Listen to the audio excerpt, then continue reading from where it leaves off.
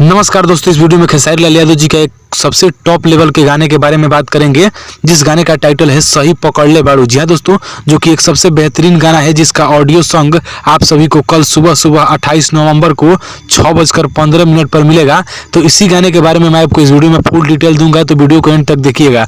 दोस्तों बता दें कि खेसारी लाल यादव जी का एक सबसे बड़े लेवल का गाना, जिस गाने का टाइटल है सही पकड़ ले बाड़ू, जो कि आ रहा है। इस बात कर लेते हैं कि इस गाने को कौन कौन गाए हैं।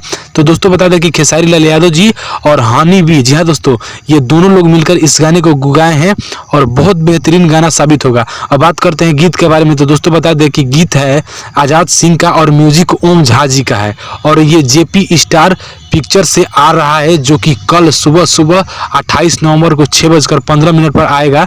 तो जितने भी खेसारी लाल यादव जी के फैन हैं, उनसे रिक्वेस्ट है कि कल तहलका मचा देना है जेपी स्टार पिक्चर से।